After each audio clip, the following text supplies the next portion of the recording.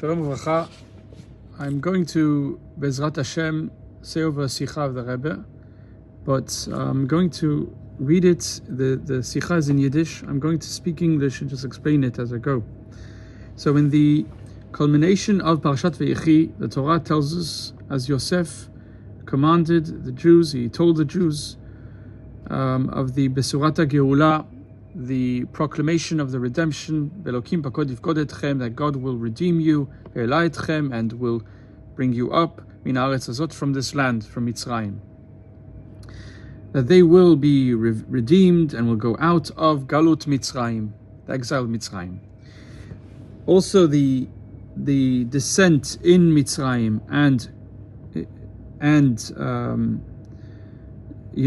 the descent to Mitzrayim came about through Yosef, right? Kadosh Baruch Hu put Yosef there so that he would tell the brothers to come and bring their father, and it was and also the redemption, leaving Mitzrayim, was through Yosef. He gave them the sign, and not just Stam sign, but the wherewithal, the power that it should be that God will bring you up from this land. And the connection of Galut Mitzrayim and the exiting Mitzrayim to Yosef, we can understand this by first prefacing the advantageous faculty of Yosef, that in his own matters, he was on a higher level, not just on a higher level than his brothers, the tribes, but even than his father. Yosef was on a higher level even than his own father. And this, that spiritually he was on a higher level than them, therefore, also materially, he was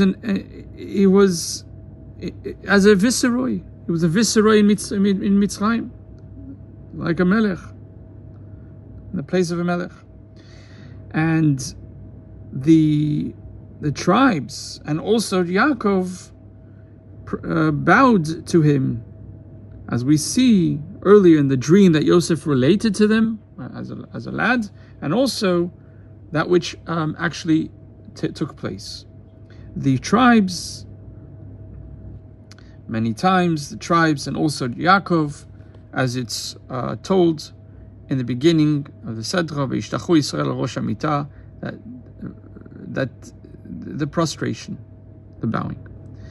Now, since everything that happens from the material world, physical world, comes and is sourced from that which happens spiritually, and especially the lives of the patriarchs and the tribes, that their whole life was spirituality. As the Alter Rebbe says in Tanya, that the life of a tzaddik is not a life of flesh and blood, so to speak. Einam chaim b'sarim. It's not a life of flesh. Let me translate this correctly. The life of a tzaddik is not a life of flesh, but rather a life of spirituality, a spiritual life. That is emunah, faith, v'ira, and reverence of God, and ve'ava, and love of God. And that life of a tzaddik is not a flesh, a bodily life, but only a life of a spiritual life. And this, namely, that they are the emunah, faith, and reverence and love, it's known that everything that happens in materially, physically, also that which transpired with the tribes, that they bowed to Yosef, it was due to something spiritual on a higher level from them. In other words, Yosef was on a higher level than to them. That's why they bowed to him that he was on a higher spiritual level, and that's why physically they bowed to him. That's the point. I apologize for speaking too unclearly, but I'm trying to not deviate from the translation to translate this exactly as it is. Now, regarding the level of Yosef, also the level of the tribes and the patriarchs, it's explained in length in Chassidus that the patriarchs, the Avot, and the tribes were ro'ei tzon, were shepherds of sheep. They were separated from the matters of the world, matters that could disturb in their avodah, in their divine service. But Yosef was the viceroy, second to the king, to Paro. And that is connected with the, being a viceroy with great troubles, great worries, so many thoughts, and especially in Mitzrayim, the land of Egypt, which is called Ervat Haaretz, the nakedness of the land. And it could have disturbed Yosef, and what do we see instead? That he was completely attached to godliness, to Hashem, to God. And this is also a reason why the Torah tells us that Yosef recognized his brothers, but they didn't recognize him. That the brothers didn't recognize Yosef because they didn't think it would be possible that the second to the king, the viceroy in Mitzrayim, in Egypt, will be Yosef HaTzadik. Because according to their order in divine service, in Avodat Hashem, the world is a contradiction and a disturbance, so to speak. It says a stira, a contradiction, to attachment to Hashem, to godliness. Also, this is the pshat, that they did not recognize him when he revealed himself to them. They didn't have any recognition. They couldn't understand the high level that Yosef HaTzadik was in. And with this it's understood that which is stated, Ele toldot Yaakov Yosef. This is the toldot, the offspring of Yaakov, Yosef, of Jacob is Yosef, it says in the pasuk. If you want to see it, it's chapter 37, verse 2. That toldot Yaakov, the revelations of Yaakov, that Yaakov and his matters, and his spiritual matters, right, are in Atzilut. Yosef drew down and brought down in the metaphysical worlds of Bria, Yetzira, and Asiya, until in this physical world, right, which is Olam Asiya. And it's specifically Yosef, he had the ability to bring the Giluyim of Yaakov Avinu until this world. Because his madrega, his gradation, his level, the level of Yosef was higher than Jacob's level, gradation.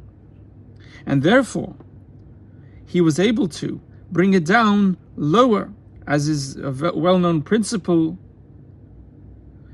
that anything which is higher can come down lower. And therefore, this means that we don't call, even though we don't call the Avot, the patriarchs, are only three, Avraham, Yitzchak, and Yaakov, Abram, Isaac, and Jacob, only them are the Avot, because every one of them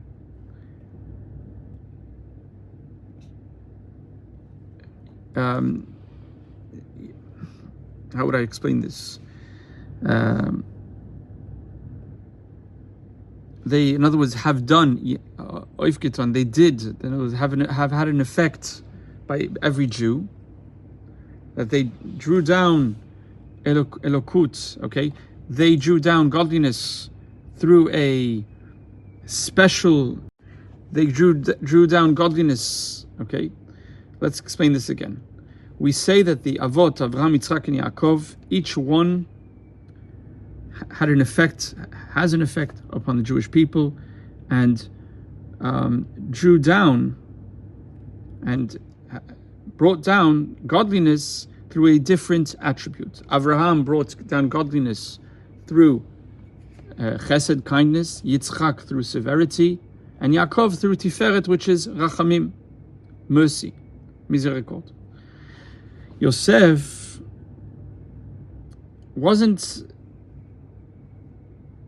he didn't do something new. He was the child, the offspring of Yaakov, but he fulfilled, he did in the world, he brought down the influence, the ashpua from Jacob, Chirsh Ba'avot, because Yaakov is Tiferet, and that is the beauty, that is the middle vector between kindness and severity, and it includes both kindness and severity, Yaakov Avinu's, his attributes. But that itself, that Yosef was able to draw down and bring down the Jacob's impact, spiritual impact, that was because Joseph was on a higher level. That's why he could bring Jacob's hashpoah down below to this world. According to this, we can also understand that which is stated in the Zohar, that the 3 regalim, 3 holidays, right? Pesach, Shavuot, and Sukkot. Passover, Shavuot, the giving of the Torah, and Sukkot, correspond to the 3 patriarchs. Pesach corresponds to Avraham Avinu, by whom it's stated, Lu shiva siugot, that you should make cakes. It doesn't make ugot. You can see there in the pasuk, the English translation. Shavuot corresponds to Isaac. That's why we have the Tkiyah by Matan Torah and Chag HaShavuot was with the shofar of Yitzchak, Ha'elo shel Yitzchak. And Sukkot corresponds to Jacob, by whom it's stated, that for his animals he made Sukkot. And this is also the first time that it's stated in the Torah, the concept of Sukkot, and Shmini Atzeret is related to Joseph. Okay, so Sukkot is related to Yaakov Avinu, and Shmini Atzeret is related to Yosef HaTzadik.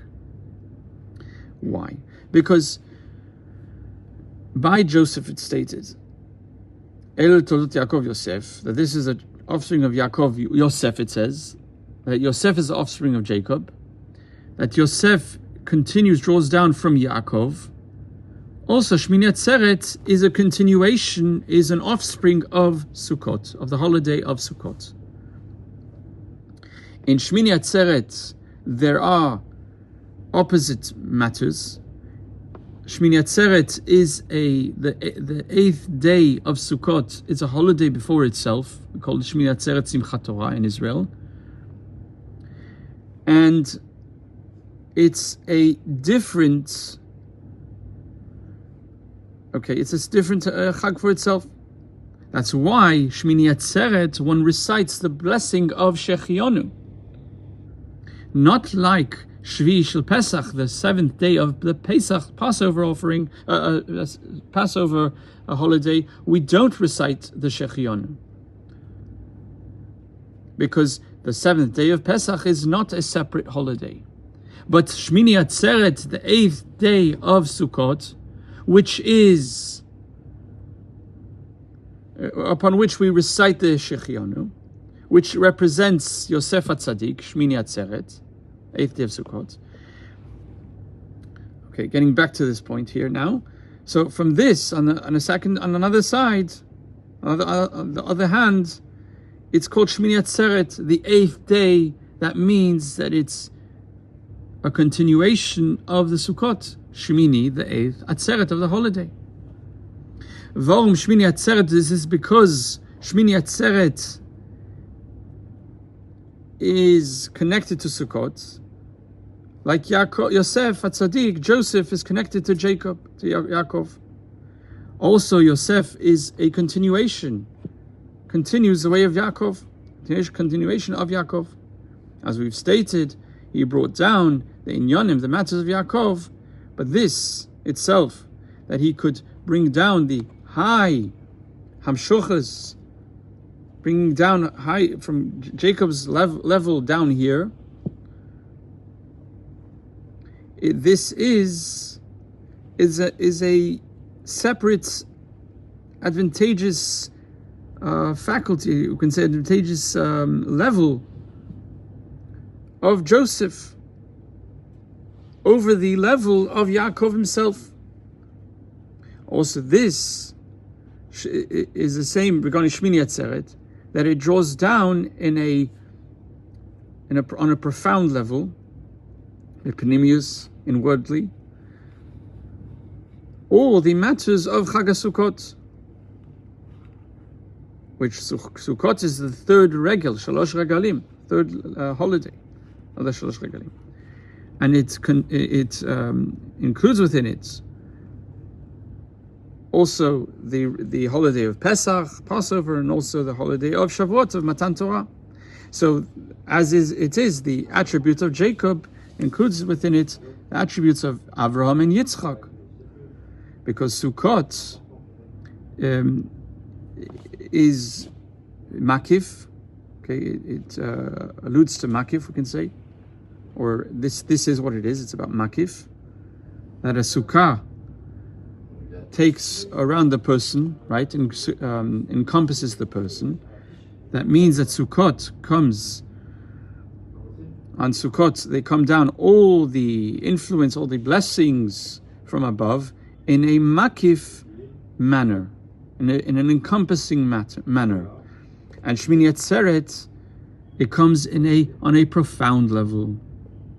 Atzeret Elochem shall be a festival for you, that the blessings, hamshochas, the blessings that we draw down, become drawn down to Jews in a manner of atzeret, knishu, in other words, absorption, become absorbed in a profound level, profoundly, I should say, rather than level. But this itself, that Shmini Atzeret, they come all the blessings, all the amshochas, all the influence profoundly. This indicates on a higher level in Shmini Atzeret, and due to this high power, also the revelations that are higher than the world, that cannot be drawn down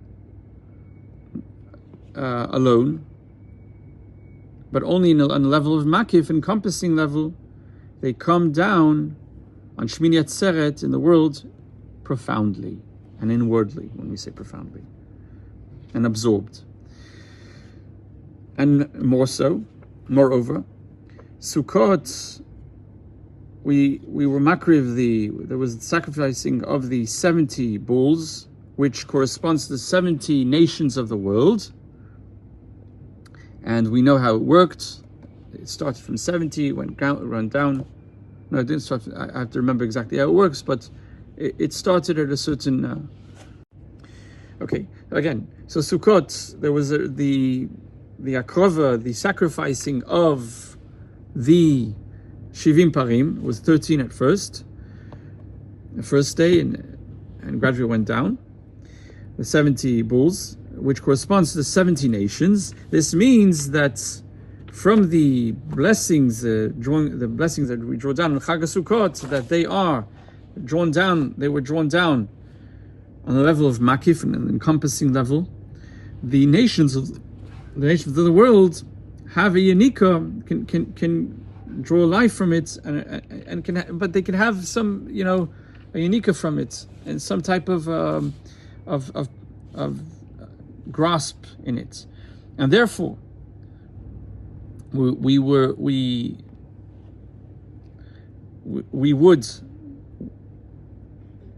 offer 70 bulls in order to refine the 70 nations. But on Shmini Atzeret, since all the blessings of the Amshochas, or the, what we draw down, come down, nevertheless, we offered only, on Shmini Atzeret, only one par, one bull, and Ayil Echad, one Ayil. And on this it stated, Yulecha levadecha, they shall be for you, and not for those lazarim itach. Those are not lazarim. It's for the Jewish people. They have no grasp or any yinika, they get nothing from it. Like the level of Yosef, that even though he was in Mitzrayim, which is the nakedness of the land, Ervat Haaretz, it did not disturb him at all to his tachlis, to his purpose of the attachment to Hashem, to God, to godliness, and this is indicated in the words Ve'ein lazarim itach, and not for those who are alien and not with you. Now, another explanation to the connection of Shmini Atzeret to Yosef, amongst the reasons that the Yom Tov is called Shmini, even though it's a Yom Tov for itself, is because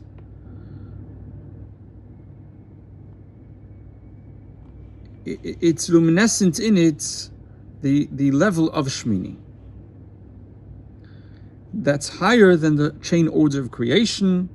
At this level, the level of 7, is the order of creation, right? And